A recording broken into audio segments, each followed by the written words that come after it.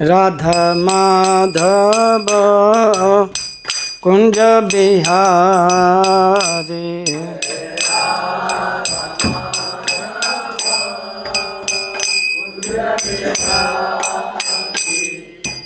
गोपी जन बल्लभ गिरिवर धारी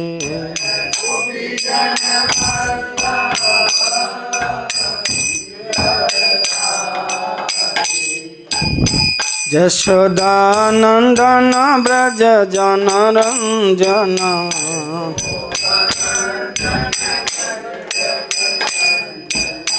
यशोदानंदन ब्रज जन रंजन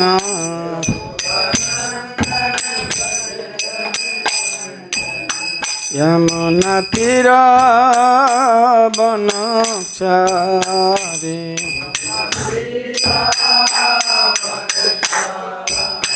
यमुना तीर बनचारी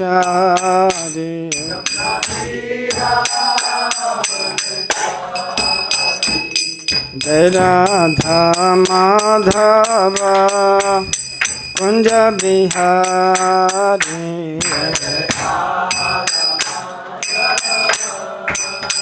कुंज बिहारी। ओम ज्ञानतिमिरान्धस्य ज्ञानाञ्जनशलाकया चक्षुरुन्मीलितं येन तस्मै श्रीगुरवे नमः। वन्देऽहं श्रीगुरो श्रीयुतपदकमलं श्रीगुरून् वैष्णवांश्च श्रीरूपं साग्रजातं सहगण रघुनाथान्वितं तं सजीवं साद्वैतं सावधूतं परिजनसहितं कृष्ण चैतन्य देवं श्रीराधा कृष्ण पादान् सहगण ललिता श्री विशाखान्वितांश्च। हे कृष्ण करुणा सिंधो दीनबंधो जगत्पते गोपेश गोपिका कांत राधाकांत नमोस्तुते। तप्त कांचन गौरांगी श्री राधे वृंदावनेश्वरी विश्वभानुसुते देवी प्रणमामि हरिप्रिये। वंशाकल्पतरुभ्यश्च कृपा सिन्धुभ्येव च पतितानां पावनेभ्यो वैष्णवेभ्यो नमो नमः। जय श्री कृष्ण चैतन्य प्रभु नित्यानंद श्री अद्वैत गदाधर श्रीवासादि गौर भक्त वृंद। हरे कृष्णा कृष्ण कृष्ण हरे हरे हरे राम राम राम हरे हरे। नारायणं नमस्कृत्य नरं चैव नरोत्तमं देवीं सरस्वतीं व्यासं ततो जयमुदीरयेत्।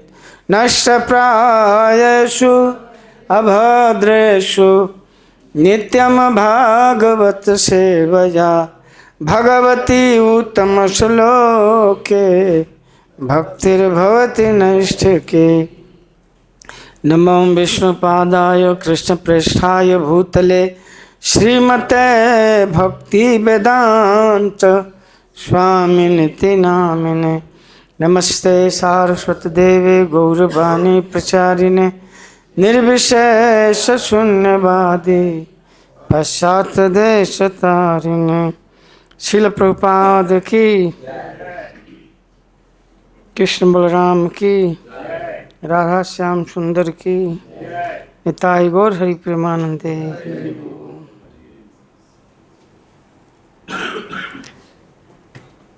ओम नमो भगवते वासुदेवाय।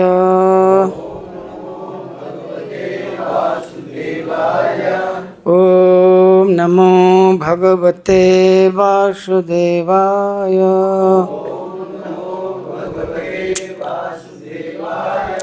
ओम नमो भगवते वासुदेवाय।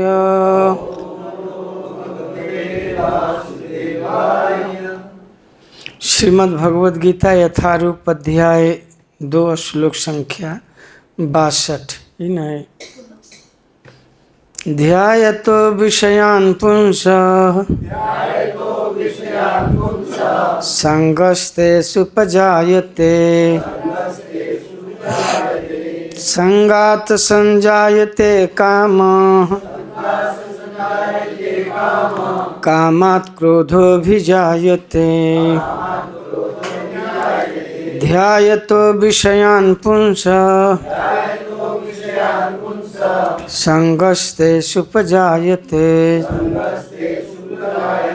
संगात संजायते कामः कामात् क्रोधोऽभिजायते। ध्यायतो विषयान् पुंसः संगस्ते सुपजायते संगात संजायते कामः कामात् क्रोधोऽभिजायते। पढ़िए। ध्यायतो विषयान् पुंसः संगस्ते सुपजायते संगात् संजायते कामः कामात् क्रोधोऽभिजायते। आगे भी ध्यायतो विषयान् पुंसः संगस्ते सुपजायते संगात संजायते कामः कामात् क्रोध अभिजायते।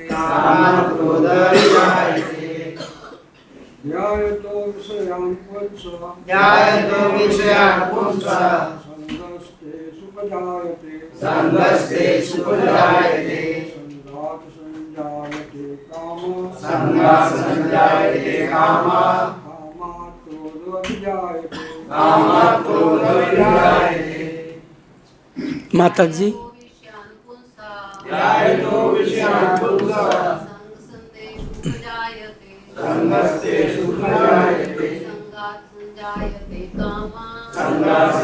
आगे बैठिए।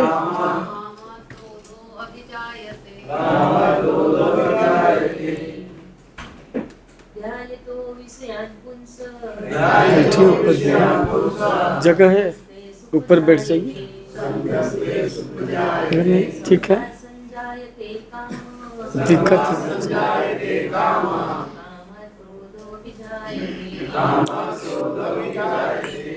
वो माता जी नहीं आई हैं जो पढ़ती हैं, बूढ़ी बूढ़ी, वो पढ़ने में बहुत उत्साहित रहती हैं। बहुत उत्साह है उनको पढ़ने में। शब्दार्थ है। ध्यायत चिंतन करते हुए विषयान इंद्रिय विषयों को पुंसः मनुष्य की संगः आसक्ति तेषु उन इंद्रिय विषयों में उपजायते विकसित होती है संगात आसक्ति से संजायते विकसित होती है कामः इच्छा कामात् काम से क्रोध क्रोध अभिजायते प्रकट होता है। अनुवाद एवं तात्पर्य शिल प्रभुपाद जी के द्वारा। शिल प्रभुपाद की इंद्रिय विषयों का चिंतन करते हुए मनुष्य की उनमें आसक्ति उत्पन्न हो जाती है और ऐसी आसक्ति से काम उत्पन्न होता है और फिर काम से क्रोध प्रकट होता है। दोहराइए। इंद्रिय विषयों का चिंतन करते हुए मनुष्य की उनमें आसक्ति उत्पन्न हो जाती है और ऐसी आसक्ति से काम उत्पन्न होता है और फिर काम से क्रोध प्रकट होता है। तात्पर्य। एक सीट आगे भी खाली है, बैठ जाइए। एक यहाँ भी खाली है, बैठ जाइए। आगे आ जाइए एक आदमी कि जो पीछे आएंगे वो पीछे बैठेंगे। और पीछे भी सोफा खाली है, जिनको दिक्कत है बैठ सकते हैं। और किसी को नीचे बैठने में है तो बहुत कंफर्टेबल सोफा लगाए गए हैं। सोफा ही बोलते हैं ना उसको, बहुत महंगे हैं। हैं? नींद आती है। शादी वाला सोफा है लगता है। आराम। शादी में बहुत आदमी परेशान रहता है ना, 2, 4, 5, 10 दिन से, तो उस दिन सोफा में बैठकर थोड़ा रिलैक्स जो है रिलैक्सेबल महसूस करता है। अच्छा रखे हैं। तो जिसको ज़्यादा रिलैक्स चाहिए या नींद ना आती हो, दवाई लेने पर भी तो आराम। नींद की बीमारी भी दूर हो जाती है कथा में। एक बार महाराज परम पूज्य राधागोविंद महाराज कह रहे थे कि एक व्यक्ति लंदन से आए थे, तो कथा में बैठे तो बहुत सुंदर नींद आ गई। तब बाद में बोले कि महाराज जी बहुत आनंद आया आपके कथा में, आपके कथा में बहुत आनंद आया। दवाई लेने से भी आनंद नहीं आती थी और कथा में बहुत सुंदर नींद आई। तो कथा में किसी को अनिद्रा की बीमारी हो, कि नींद न आती हो, तो भी नींद भी आती है। बहुत लोग को नींद की समस्या है कि नींद नहीं आती है। गोली खाने से भी नींद नहीं आती है, तो कथा उसकी भी दवाई है। कथा में आएंगे स्वाभाविक नींद आती है। आता है जिसको नहीं तो उसको भी आराम से नींद आ जाती है। एक आदमी कथा में बैठा था, तो पीछे बैठा था। बहुत बड़ा पंडाल लगा था, बहुत लोग थे, तो बहुत दूर दूर से स्क्रीन में कथा लोग सुनते थे। टीवी का बड़ा बड़ा स्क्रीन लगाया गया था, तो पीछे बैठा था। तो कथा समापन हुआ तो एक ने कहा कि कथा बहुत मधुर थी। तो बोलते नहीं कि बहुत मधुर कथा हुई।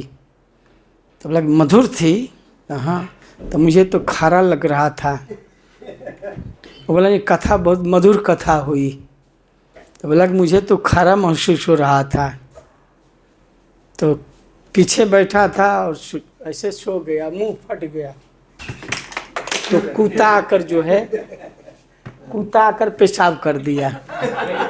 खुले पंडाल था ना, ऐसे नहीं आदमी सो जाते हैं, मुंह फट जाता है। कुत्ता आकर पेशाब कर, कुत्ते पर ऊंचाई पर पेशाब करते हैं, तो उसको खारा महसूस। तो बोला कि आप मधुर बोल रहे हो, लेकिन मुझे तो थोड़ा नमकीन लग रहा था कथा। बोला कि आप मधुर कर रहे हैं, मुझे तो नमकीन लग रहा था कथा। तो कथा में नींद भी आ जाती है, स्वाभाविक नींद आती है। तो चलिए अब तात्पर्य पढ़ते हैं हम लोग। तात्पर्य नहीं पढ़ा? नहीं पढ़ेंगे। है तात्पर्य पढ़ना है ना। जो मनुष्य कृष्ण भावना भावित नहीं हैं, उसमें इंद्रिय विषयों के चिंतन से भौतिक इच्छाएं उत्पन्न होती हैं। इंद्रियों को किसी न किसी कार्य में लगे रहना चाहिए, और यदि वे भगवान की दिव्य प्रेमा भक्ति में नहीं लगी रहेंगी तो निश्चय ही भौतिकतावाद में लगना चाहेंगी। इस भौतिक जगत में हर एक प्राणी इंद्रिय विषयों के अधीन है, यहाँ तक कि ब्रह्मा तथा शिव भी। तो स्वर्ग के अन्य देवताओं के विषय में क्या कहा जा सकता है। इस संसार के जंजाल से निकलने का एकमात्र उपाय है कृष्ण भावना भावित होना। शिव ध्यान मग्न थे, किंतु जब पार्वती ने विषय भोग के लिए उन्हें उत्तेजित किया तो ये सहमत हो गए, जिसके फलस्वरूप कार्तिकेय का जन्म हुआ। इस प्रकार तरुण भगवत भक्त हरिदास ठाकुर को माया देवी के अवतार ने मोहित करने का प्रयास किया, किंतु विशुद्ध कृष्ण भक्ति के कारण वे इस कसौटी में खरे उतरे, जैसा कि यमुनाचार्य के उपयुक्त श्लोक में बताया जा चुका है। भगवान के एक निष्ठ भक्त भगवान की संगति के आध्यात्मिक सुख का आस्वादन करने के कारण समस्त भौतिक इंद्रिय सुख को त्याग देता है। अतः जो कृष्ण भावना भावित नहीं है वह कृत्रिम दमन के द्वारा अपनी इंद्रियों को वश में करने में कितना ही शक्तिशाली क्यों न हो, अंत में अवश्य असफल होंगे, क्योंकि विषय सुख का रंच मात्र विचार भी उसे इंद्रिय तृप्ति के लिए उत्तेजित कर देगा। तो भगवान बहुत प्रैक्टिकल चीज़ इसमें बता रहे हैं। हमारे जीवन में जो रोज़ घटित होता है, जो हम रोज़ प्रभावित होते हैं, तो उस विषय को बता रहे हैं। बहुत ही वैज्ञानिक ढंग से भगवान इसको समझाए हैं। बताए ध्याय तो विषयान पुंसः संगस्ते सुपजायते संगात संजायते कामः कामात् क्रोधो भी जायते। इंद्रिय विषयों का चिंतन करते हुए मनुष्य की उसमें आसक्ति उत्पन्न हो जाती है। अब कोई विषय का चिंतन करता है, ध्याय तो विषयान पुंस, इंद्रिय विषय, जैसे ज्ञान इंद्रियां हैं, आँख है, आँख का विषय क्या है, रूप है। कान का विषय क्या है, शब्द है। नाक का विषय गंध है। जिह्वा का विषय रस है। स्पर्श इंद्रिय त्वचा, स्पर्श करना, कोई कोमल वस्तु हो, बहुत शीतल हो, या ठंडी में गर्म का स्पर्श करना आदमी अच्छा महसूस करता है। ठंडी है तो हीटर के नज़दीक रहता है, या वार्म गर्म कपड़ा पहनता है, या रूम में भी नीचे फ्लोर में भी गर्म चीज कारपेट डालता है। स्पर्श सुख। तो ये इंद्रिय और इंद्रियों का जो विषय है, दोनों में बहुत गहरा संबंध है। आदमी को आँख तो हर व्यक्ति को तो कुछ न कुछ देखना है। आँख है तो आदमी पट्टी तो नहीं ना बांधेगा, देखना ही है। स्वाभाविक है, कुछ अच्छा बुरा, कुछ सुखद है, कुछ वेदनापूर्ण है। कोई अपने प्रेमी मिलते हैं, कोई अपने स्वजन मिलते हैं तो उनको देखकर बड़ा आनंद होता है।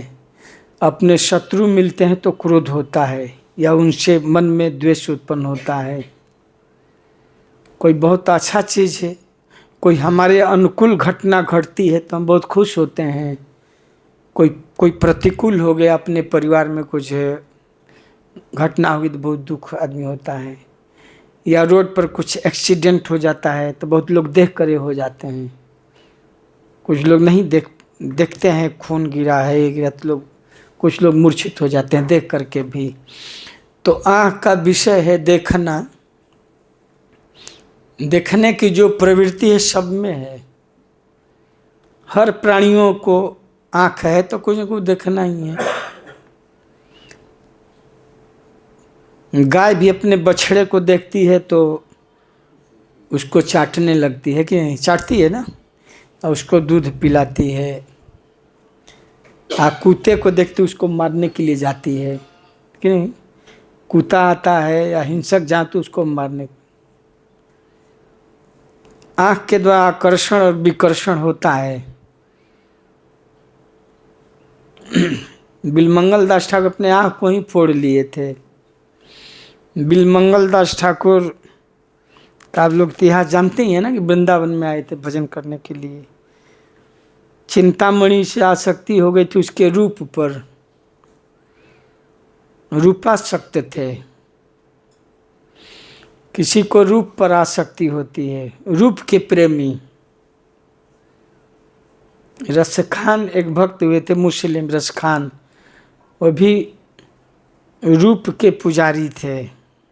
जहाँ रूप देखते थे, सौंदर्य देखते थे तो आकर्षित हो जाते। तो एक भगवान को देखे एक बार, कृष्ण को, यम श्याम सुंदरम, भगवान को देख, द्विभुज मुरलीधर श्याम सुंदर, मुर मुकुट है, गले बनमाला है, पीताम्बर है, कान में कुंडल है, अधराधर दोनों होठ बहुत लाल लाल हैं, आँख कजरारे, तिरछी चितवन, उनके मंद मंद मुस्कान, उनके कोमल चरणों को देखे, उनके रूप को देखे तो आसक्ति होगी। भगवान को चित्र को ही देखे थे। तो पूछे रास्ता ये बाल कहाँ रहता है, तो बोला वृंदावन में। तब वृंदावन में आए। तो रूप, आँख को रूप चाहिए। तो प्रभुपाद जी कहते हैं कि इंद्रियों का जो विषय है वो विषय चाहिए ही।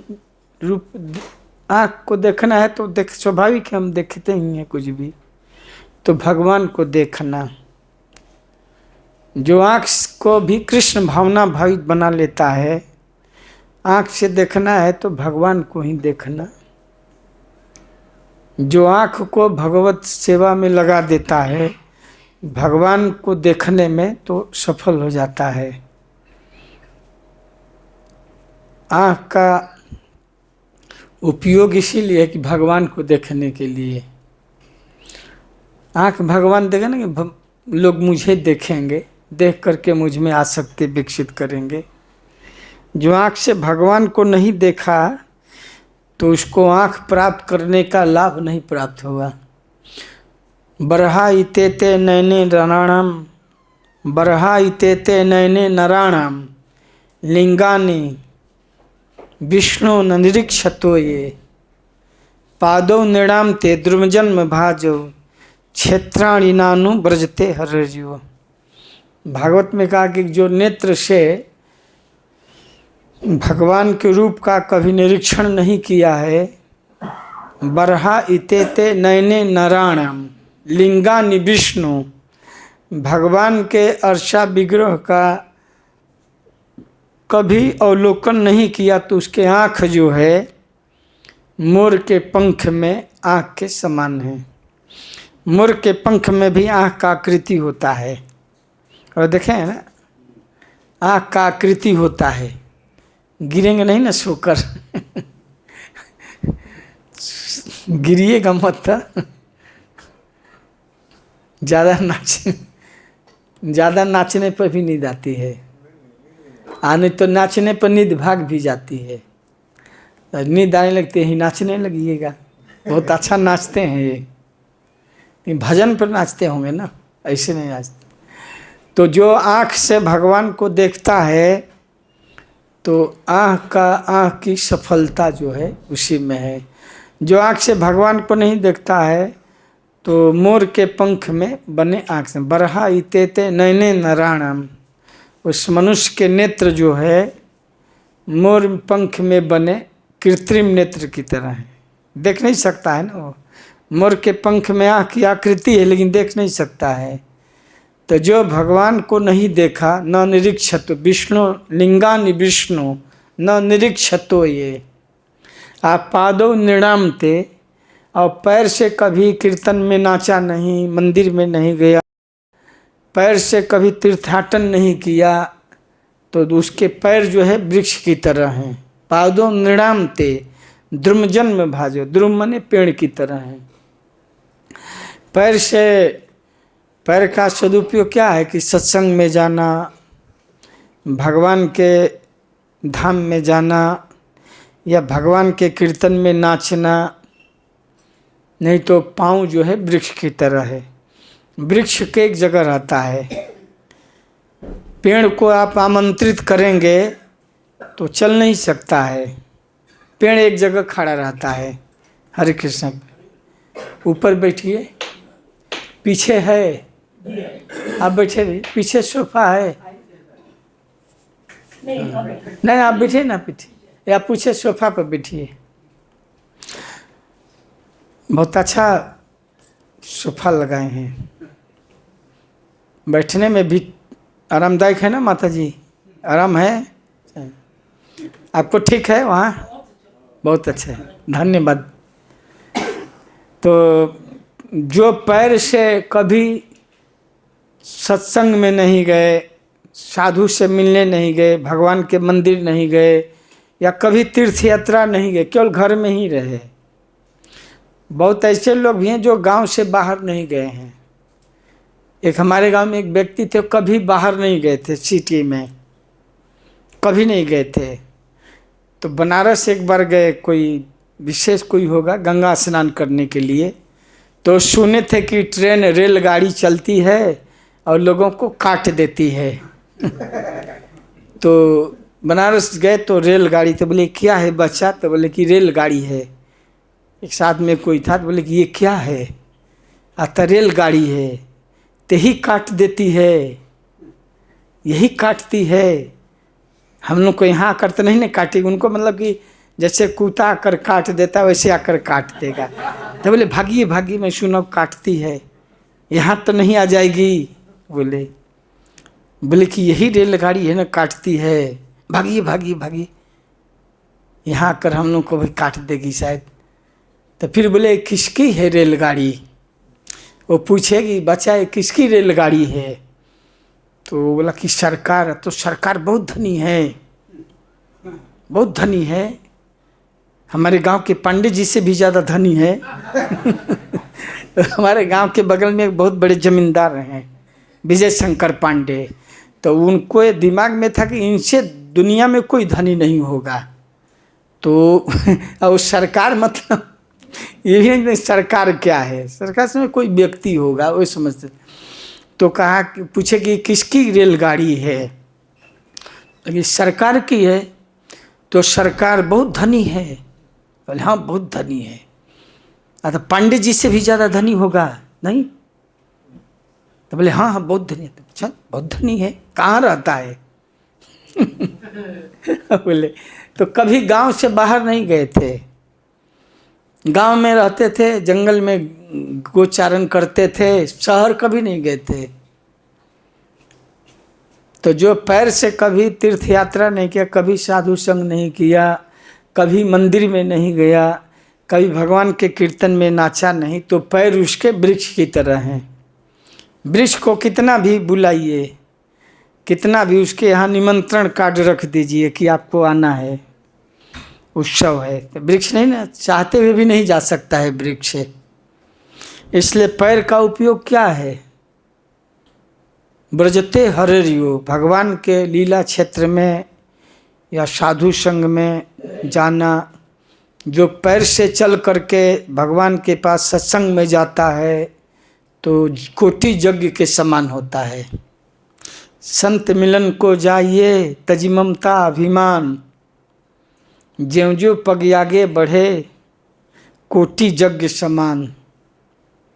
सत्संग बहुत दुर्लभ है ना, साधु संग सबसे दुर्लभ क्या है संसार में? साधु संग। साधु जल्दी नहीं मिलते हैं, साधु भेष में लोग मिल जाएंगे, लेकिन साधु बहुत बिरले मिलते हैं। संत साधु बहुत रेयर होते हैं। चाणक्य पंडित तो बोले हैं कि शैले शैले न माणिक्यम मौक्तिकम न गजे गजे, साधुना नहीं सर्वत्र चंदनम न बने बने। शैले शैले न माणिक्यम, हर पर्वत में मणि नहीं होता है और हर वन में चंदन नहीं होता है। चंदनम न बने बने, चंदन मलय पर्वत पर होता है या कोई कभी कभी जगन्नाथपुरी में कहीं होता है। हर जगह हर वन में चंदन नहीं मिलता है। शैले शैले न माणिक्यम मौक्तिकम न गजे गजे, साधुना नहीं सर्वत्र चंदनम न बने बने। और साधु भी हर जगह नहीं मिलते हैं। साधु को खोजने के लिए, मिलने के लिए लोग वृंदावन जाते हैं। वृंदावन में, प्रयागराज में, रूपा जी लिखते हैं कि तीर्थ में, बद्रीनाथ में बहुत साधु का भी एक जगह होता है। जैसे कुंभ में, कुंभ में सब साधु लोग आते हैं, साधुओं का समागम होता है। या वृंदावन धाम में कार्तिक मास में बहुत साधु लोग यहाँ वास करते हैं। या ब्रजमंडल परिक्रमा में साधुओं का समागम होता है कि नहीं। देश विदेश के साधुओं का संगम जो है, ब्रजमंडल परिक्रमा है या कृष्ण बलराम मंदिर है, अनेक साधु आते हैं। तो पैर का सदुपयोग क्या है? पादों नृणाम ते द्रुमजन्म भाजो, क्षेत्राणि नानु ब्रजते हरेरियो। उसी तरह हर रंग का आँख का उपयोग है भगवान के दर्शन करना, साधु का दर्शन करना। महत् पुण्यम, साधु का दर्शन भी महान पुण्य है। कोई ऐसे साधु का कोई दर्शन कर लेता है तो उसके भाग्य खुल जाते हैं। से प्रभुपाद जी का जो भी दर्शन किया है तो के भाग्य खुल जाते हैं। सरदा तप निशि शशि अपहरई, संत दर्श जिमि पातक टरई। संत के दर्शन से ही पाप दूर हो जाते हैं।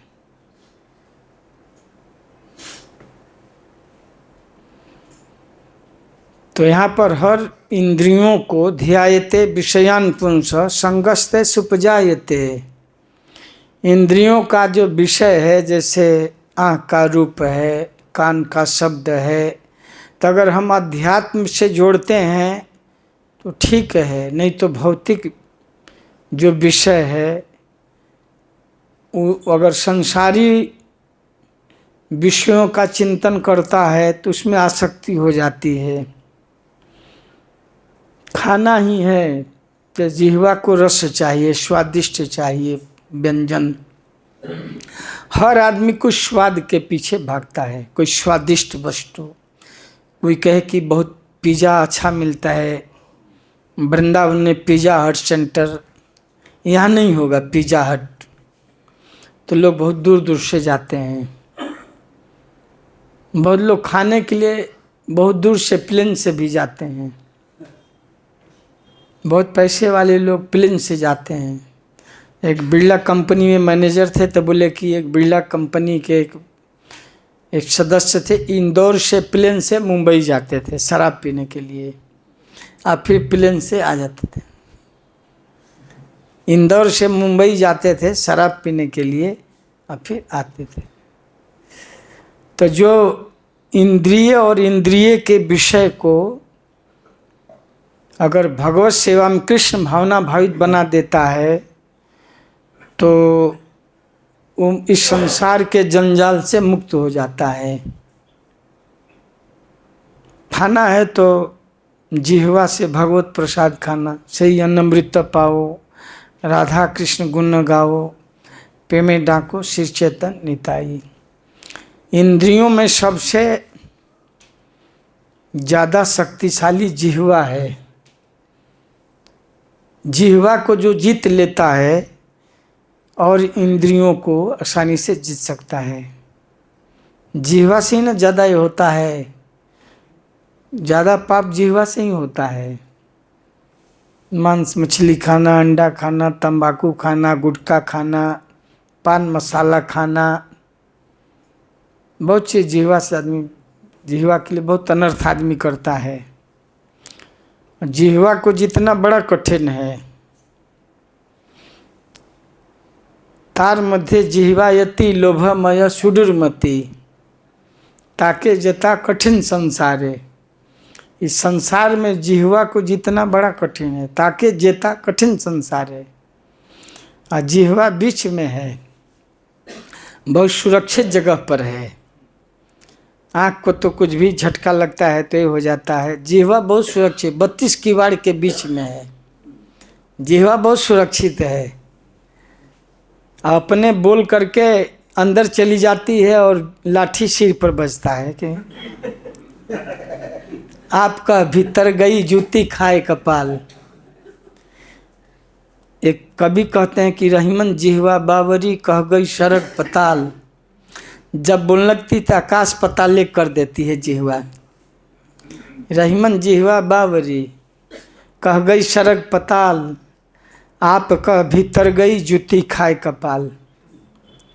तो जो लोग जिह्वा को संयमित आहार, संयमित बोलना कि इतना बोलना है, कितना बोलना है, क्या बोलना है, जिसको यह है कि हमें क्या बोलना है, क्या खाना है, क्या नहीं खाना है, तो जिह्वा को वश में अगर कर लेता है तो भगवान को प्राप्त कर सकता है। जो जिह्वा को वश में कर लेता है तो कृष्ण परायण हो सकता है। जिह्वारे लालच बस इत उत्धाय शिष्ण उदर परायण, शिष्ण उदर परायण कृष्ण ही। जिह्वारे लालच बस, जिह्वा इतनी लोभमय है, लालची है, सुदुर्मति, लोभमय सुदुर्मति, बहुत लालची है जिह्वा। कोई थोड़ा खा तो थोड़ा और दीजिए ना, बड़ा अच्छा है। जिह्वा बहुत लालची है और दुष्टमती है। कभी बहुत स्वादिष्ट चुरा कर खाती है कि कोई देख न ले। बहुत लोग अच्छा कोई वस्तु है तो बोलेंगे सबके बीच में खाएंगे तो देना पड़ेगा, तो बाहर खाएंगे। सुदामा जी इसी लोभ में न खा गए। भगवान साथ में है, बिना भोग लगाए और खा भी गए और झूठ भी बोल रहे थे। कह दिए होते कि मित्र बड़ी भूख लगी है, मैं आपका शेर भी खा गया था। कह दिए होते कि बहुत भूख लगी थी, क्या करें, आपके भाग का भी मैं खा गया। कृष्ण बोले क्या खा रहे हो? बोले नहीं कुछ नहीं खा रहा हूँ, दांत ठंडी से बज रहे हैं। कृष्ण पूछे क्या खा रहे हो? बोले कुछ नहीं। गुरु माँ ने चना दिया था कि जा रहे हो आप लोग। कृष्ण नहीं थे वहाँ पर, तो गुरु माँ ने कहा कि आप लोग जंगल जा रहे हो, उधर लेट लतीफ होगा, भूख लगेगी, तो चना दिए थे कि चना खा लेना। चना खाने के लिए माँ ने दिया था। लेकिन सुदामा जी चना को खा गए। आगे चना गुरुमात दये लये तुम चाबी हमें नहीं देनो। एक बार कृष्ण द्वारकापुरी में जब सुदामा जी गए तो बहुत गरीबी आ गई थी। भगवान साथ हैं और उनका भी उसमें है, अपना तो अपना उनका भी अंश खा गए। तो लक्ष्मी जी नाराज हो गई थी कि बहुत बदमाश है, खा तो गया लेकिन झूठ भी बोल दिया। कह देना चाहते कि सॉरी मैं आपका भी खा गया। कृष्ण बोले तो झूठ भी बोलिए, तो लक्ष्मी जी नाराज हो गई थी। जो भगवान को बिना भोग लगाए खाता है और उनका शेयर भी खा जाता, भगवान का भी शेयर है ना, भगवान का तो 100% है कि नहीं? हम जो भी कमाते हैं, जो भी मिलता है, उसमें भगवान का भी बनता है। बल्कि भगवान का तो सब बनता है। ईशावास्यम इदम सर्वम यत्किंचित जगत्याम जगत। इस संसार में तो सब भगवान का है, सबे भूमि गोपाल की, लेकिन हम बोलते हैं हमारा है। ये प्लॉट किसा है तो हमारा है। लोग बोर्ड भी लगा देते हैं ये हमारा प्रॉपर्टी है, लेकिन भगवान कहते हैं सब भूमि हमारी है, ईशावास्यम इदम सर्वम, सब भगवान का है, लेकिन हम अपना नाम नेम प्लेट लगाते हैं, बोर्ड लगाते हैं, बोलते हैं कि हमारी संपत्ति है, और हम उपभोग भी करते हैं, लेकिन भगवान को कौन देखा है, से बोलते हैं भगवान कौन देखा है तो भगवान का है, लेकिन हम फिर भी उनको नहीं देते हैं, उनसे सिंपैथी भी नहीं व्यक्त करते हैं कि हे कृष्ण आपने दिया है, जो कुछ भी है आपका है। तो सुदामा जी झूठ बोल दिए तो लक्ष्मी जी शाप देते, जाओ महादरिद्र हो जाओ, तो दरिद्र हो गए थे। जब सुदामापुरी से चल कर के, उस समय सुदामापुरी नहीं हुआ था, पोरबंदर से चलकर द्वारका गए तो कृष्ण उनका बहुत स्वागत किए थे, बहुत भारी। फिर भी भगवान स्वागत करते हैं। हम इतने नालायक हैं, बदमाश हैं, फिर भी भगवान के पास जाते हैं तो आलिंगन करते हैं कि नहीं। भगवान कहते ना तुम जितना भी पाप किए हो सब पाप लेकर ही मेरे पास आ जाओ, कोई बात नहीं, संकोच मत करो, मेरे पास आ तो जाओ। भगवान ऐसे आलिंगन करने के लिए ऐसे हाथ किए हैं। जगन्नाथ जी तो ऐसे हाथ किए हैं ना, जगन्नाथ जी तो ऐसे करें कि सर्वधर्मान परित्यज्य माम एकम शरणम ब्रज।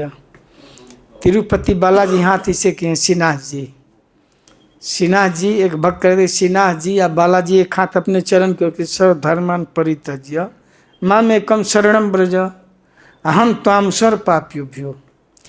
हम कितना भी बदमाशी किए हैं जन्म जन्मांतर में, कल्पांतर में, युग युगांतर में, फिर भी भगवान कहते हैं आ जाओ, कोई बात नहीं, कोई बात नहीं, तुम जो भी गलती किए हो मैं क्षमा कर दूंगा। तो सुदामा जी गए तो भगवान उनका आलिंगन किए, आलिंगन करके उनको सिंहासन पर उनका पाद प्रक्षालन किए, पाँव धोने लगे,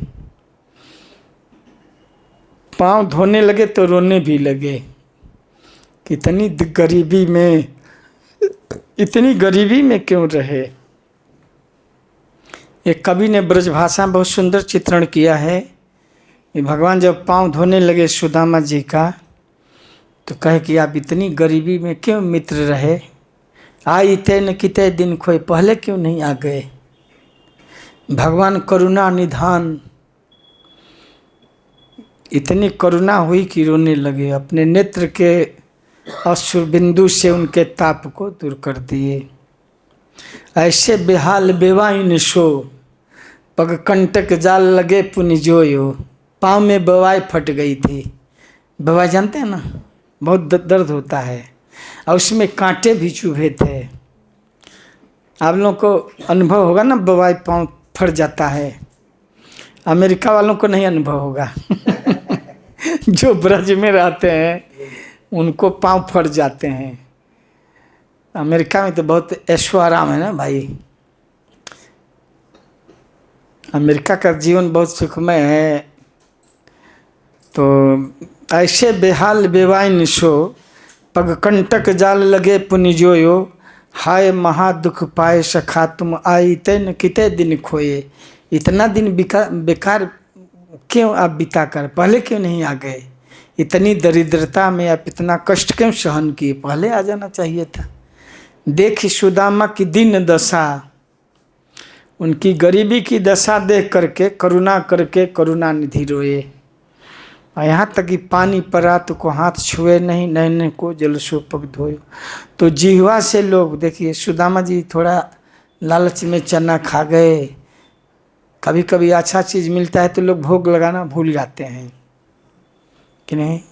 कभी मार्केटिंग में बस तब तो भूख लगी है तो खा जाते हैं, लेकिन भगवान को हमेशा दे करके खाना चाहिए। जो भगवान को भोग अर्पण करके खाता है तो मुचंते सर्वकिल विषयी। इसलिए जिह्वा को, अपने इंद्रिय को भगवत सेवा परायण बना दे तो जिह्वा को वश में कर लेता है वो। तार मध्य जिह्वायति लोहमय सुदुर्मति ताके जता कठिन संसारे। जिह्वा को जितना बड़ा कठिन है, लेकिन अगर केवल भगवान के नाम जप करता है, भगवत प्रसाद खाता है तो जिह्वा को वश में कर लेता है, और जो जीभ को वश में कर लेता है तो उदर और शिश्न स्वाभाविक वश में हो जाते हैं। तीनों समानांतर में जिह्वा है, उदर है, जननेंद्रिय है, तो तीनों को वश में कर लेता है।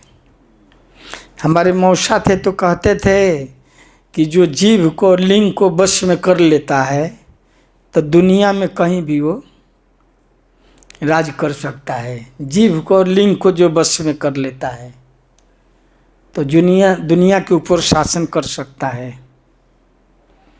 अब देशामृत में भी ना कहा कि वाचो बेगम, मनुष्य क्रोध बेगम, जिह्वा बेगम, उदरो उपस्थ बेगम, एतान बेगान। इन बेगों को जो वश में कर लेता है, इंद्रियों को और इंद्रियों के विषयों के प्रति जो आकर्षण है उसको उससे हटा करके कृष्ण भावना में लगा देता है। काम तो वही है, देखना है तो भगवान को देखना है, सुनना है तो भगवान के विषय में सुनना है। बहुत लोग फिल्मी गीत सुनते हैं, बहुत लोग रोमांटिक गीत सुनते हैं, लेकिन सुनना है तो भगवान के विषय। नाचना है तो कोई डिस्को में जाता है, कोई ऑर्केस्ट्रा में जाता है, कोई क्लब में नाचने के लिए जाता है। मेरे आंगने में तुम्हारा क्या काम है, जिसकी बीबी लंबी उसका भी बड़ा भाग है, आ कोठे से लगा दो सीढ़ी का क्या काम है। व्यवहारिक नहीं है ये, कोई व्यवहारिक है नहीं है, सिर्फ फालतू गाना है।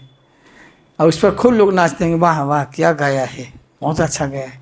लेकिन कोई प्रैक्टिकल थोड़े है, किसकी बीबी लंबी हो तो सीढ़ी थोड़े बनाएगा उसको, कोई बनाता है? कोठे में या छत में सीढ़ी का थोड़े काम होता है। मैं इसका कोई मीनिंग ही नहीं है। और इस पर लोग नोबेल पुरस्कार देते हैं कि बहुत अच्छा गया है भाई। खाई के पान बनारस वाला से गाना पहले था ना, तो गाना वही गाना चाहिए जिस गीत में राम का नाम न हो उस गीत को गाना ना चाहिए। गाना ही है तो भगवत संबंधी गाइए, भगवान का भजन गाइए, भगवान का नाम गाइए। जिह्वा का सदुपयोग क्या है? भगवान का गुण गाना। वाचांसी वैकुंठ गुणानुवर्णने सवई मन कृष्ण पदार बिंदयो, वाचांसी वैकुंठ गुणानुवर्णने करो हरे मंदिर मार्जनाथ श्रुति चकारा सतकथो। जैसे न है, हर इंद्रियों को, आँख को, कान को, नाक को, सबको भगवत सेवान्मुखी कर देने से वो इंद्रियों को वश में कर लेता है।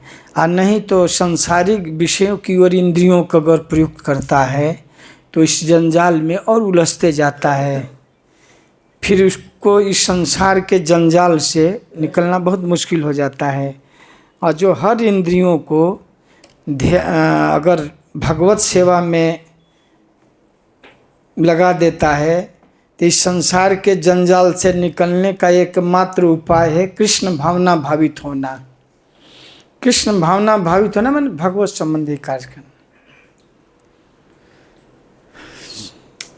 हम सुनने की प्रवृत्ति है, लोग अच्छा चीज़ सुनना चाहते हैं, तो भगवान के कथा कीर्तन सुनिए, भगवान की चर्चा। जो कान से भगवत चर्चा नहीं सुनता है तो उसके कान जो है सर्प के बिल के समान है। सर्प बिल में रहता है, चूहे के बिल में। तो जो एक कान से अगर भगवान का कथा नहीं सुनता है, भगवत संबंधी चर्चा नहीं सुनता है, तो मनुष्य में सर्प का वास होता है। कान का क्या उपयोग है? कान का असली उपयोग है भगवान का कथा सुनना। कोई बोला कान का उपयोग है चश्मा पहनने के लिए। एक कथा कर बताए कि ये नहीं रहता, स्टैंड है ना, ये नहीं रहता, चश्मा गिर जाता। कोई बोला या कुंडल पहनने के लिए, कान है तो हम कुंडल पहनते हैं, बाली पहनते हैं। बोलो पूरे कान में छेद कर लिए हैं। बहुत लोगों के कान में यहाँ हर जगह छेद पूरा ज्वेलरी से भरा हुआ है। कान का असली उपयोग क्या है? भगवान का भगवत कथा सुनना, कथामृतम तो कथामृतम तप्त जीवनम। इस संसार में हर आदमी तप्त है। संसार दावा नलली ढोलो, कई संसार दावाग्नि में आदमी जल रहा है। उस जलते हुई अवस्था के लिए अमृत क्या है? कथामृतम। तप्त जीवनम, सभी त्रिताप में जल रहे हैं, दैहिक दैविक भौतिक ताप। त्रिताप में जलते हुए लोगों के लिए अमृत का है तो भगवान की कथा, कथामृतम। परीक्षित महाराज कथा सुन करके तृप्त हो गए थे। पिबंती तम मुखाम भोजम च्युत कथामृतम। तो कान का असली उपयोग यही है। श्रोतम श्रोत नैव न कुंडलेन। कान का उपयोग कुंडल पहनने के लिए ही नहीं है, बल्कि भगवान के विषय में सुनने के लिए। दाने न पाणी न तु कंकणे न। दान का, हाथ का उपयोग है दान करने के लिए, सेवा करने के लिए, परमार्थ करने के लिए हाथ है। हाथ से लोग किसी को मारते हैं, किसी को काटते हैं। हाथ का असली उपयोग है सेवा, भगवत सेवा या सहायता करना किसी की, या दान करना। दाने न पाणी न तु कंकणे न। हाथ जो है दान करने के लिए है। बहुत प्रकार का दान है, भूदान है, गोदान है, स्वर्ण दान है, अन्नदान भी चलाते हैं लोग, अन्न क्षेत्र। ज्ञान दान है, जल दान है, वस्त्र दान है, बहुत प्रकार का दान है, श्रम दान है। हम विविध प्रकार के दान करते हैं। तो हाथ जो है इसके लिए है, सेवा के लिए है। दाने न पाणी न तु कंकणे न। बहुत लोग हाथ में पूरा कंगन पहनते हैं, पूरा सोने का चूड़ी है, शंख चूड़ी है, मणि बलय है, हाथ में पूरा अंगुलियों में पूरा पोर में अंगूठी है। लेकिन हाथ का असली उपयोग क्या है? दान करने के लिए। दाने न पाणी, यह भगवत सेवा करने के लिए, संकीर्तन करना, बुक वितरण करना, प्रसाद वितरण करना, वस्त्र वितरण करना, जो भी आपकी क्षमता है दान करना। बहुत लोग पुस्तक वितरण करते हैं, हरिनाम संकीर्तन, ये भी दान है, महादान है। कुछ लोग अकेले कीर्तन करते हैं, गली गली में जाते हैं। प्रसाद वितरण करना, प्रसाद खाने का उतना नहीं महत्व है, खाने तो सब खाते हैं, सारे पशु पक्षी सारे प्राणी खाते हैं, लेकिन दान केवल मनुष्य ही कर सकता है। कुत्ते को दे दीजिए, वहाँ भोजन रख दीजिए, वो खा लेगा, चला जाएगा, किसी को नहीं बोलेगा कि हाँ। एक बार राधा गोविंद महाराज एक बार कह रहे थे कि डिस्ट्रीब्यूट प्रसादम, प्रसाद बांटने का ज़्यादा महिमा है। बहुत लोग बांटते हैं, बहुत लोग बांटने के बाद तब खाते हैं, खिलाने के बाद बहुत लोग तब खाते हैं। से आप बता रहे थे ना विनोद बिहारी बाबा, तो उनके आश्रम में हम लोग योगा करते थे, इतना बड़ा बड़ा मिठाई लाकर डाल देते थे, ऐसे छुपा कर लाते डाल देते थे। खिलाने में उनको खूब आनंद आ रहा था। अपने नहीं खाते थे, अपने सूखी ब्रज की रोटी खाए, और खिलाने में इतना उनको आनंद हो रहा था, और ऐसे ले आते थे छुपा करके डाल देते थे। हम लोग ये हो गए थे। तो एक भक्त सहदेव दास बोले कि तो ये लगता है मार देंगे खिला करके, तो बोले इसलिए मैं नहीं आता हूँ, ये खिला कर मार देंगे। तो इसलिए कान का उपयोग क्या है? श्रोतम श्रोत नहीं, वह कान भगवान के सुनने के लिए बनेंगे। आँख जो है भगवान के दर्शन के लिए। लिंगानि विष्णु न निरीक्षतो, ये भगवान के अर्चा विग्रह का निरीक्षण जो नहीं किया, लिंगानि विष्णु न निरीक्षतो ये, तो उसका आँख मानो मोर के पंख में बने आँख के समान है। जिह्वा का अगर भगवत चर्चा में सदुपयोग नहीं करता, मानो जिह्वा उसकी मेढक कैसे टट्टर करता है और मंत्र मौत को आमंत्रित करता है। मेढक बोलता है तो सर्प आकर उसको पकड़ लेता है। उसी तरह जो जिह्वा से जो केवल व्यर्थ की बातें करते हैं, तो मानो मौत को दावत देते हैं। कुछ लोग जिह्वा से किसी को अनाप शनाप बोल देते हैं तो मार खा जाते हैं। जिह्वा से ही नहीं होता, महाभारत कैसे हो गया? बोली से ही। बोली का जो आघात होता है उसका कोई इलाज नहीं है, गोली का इलाज हो जाता है। गोली लगने पे उसका सर्जरी हो जाता है, लेकिन बोली कोई बोल देता है ना, बोली टिभोली व्यंग बोल देता है। द्रौपदी ने ही ना कहा था कि अंधे का लड़का है, अंधा है, दिखता नहीं है। इसी से महाभारत हो गया। तो जिह्वा को केवल हम भगवत परायण बना दे, कृष्ण परायण कर दें, तो हमारी इंद्रियां जो है हमारे लिए सहायक बन जाती हैं और विषयोन्मुखी बना देते हैं। ध्यायतो विषयान पुंसः संगस्ते सुपजायते संजात संजायते कामा कामात् क्रोधो विजायते।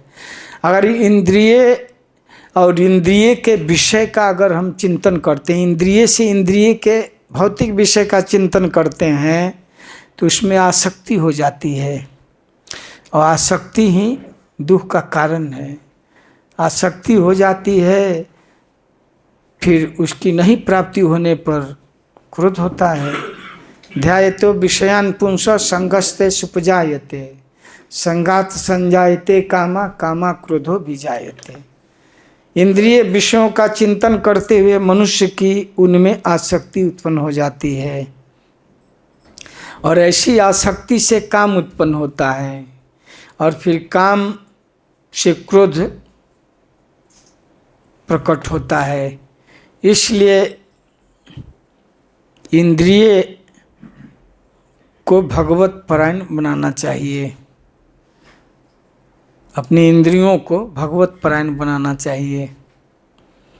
और कोई इंद्रियों से अगर भगवत भाव को विकसित कर लेता है, मतलब कृष्ण भावना भावित पूर्ण रूप से विकसित हो जाता है, तो संसार के जंजाल से मुक्त हो जाता है, नहीं तो मुश्किल है। तो जो भी व्यक्ति अपने जैसे आँख को, कान को, नाक को, जिह्वा को, ये जो ज्ञान इंद्रियाँ हैं, कर्म इंद्रियाँ हैं, प्रहलाद महाराज कहते हैं कि तो अपने विषय की ओर खींचती हैं। जिह्वा खाने के लिए, आँख रूप के लिए, कान शब्द के लिए, नाक अच्छा गंध के लिए, कोई अच्छा गंध है तो हाँ बहुत सुंदर गंध आ रहा है, कोई गाता है तो बहुत सुंदर गाते, उसी तरफ कान उधर आकर्षित होता है। इंद्रियां अपने विषय की ओर खींचती हैं। तो प्रहलाद महाराज के बहवः शपथ यज्ञ पतिम लुलंती, 10 पत्नियां सबके पास है। एक बार राधाकुंड महाराज कह रहे थे हर आदमी का 10 पत्नी हैं, 10 इंद्रियां, 5 कर्म इंद्रियां, 5 ज्ञान इंद्रियां अपने अपने विषय की ओर खींचती हैं। जैसे किसी व्यक्ति की 10 पत्नियां हैं तो कोई उधर खींचती हैं, कोई उधर खींचती हैं। लुलंती, बहवा शपथ निज्ञ पतिम लुलंती। एक भोजपुरी में लुलंती शब्द है, तो बोलते हैं ज़्यादा बदमाशी करें तो लोल देंगे आपको, लुलंती।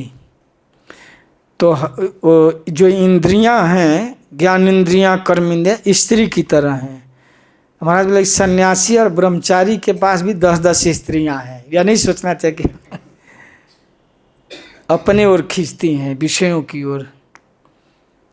ध्यायतो विषयान पुंसः,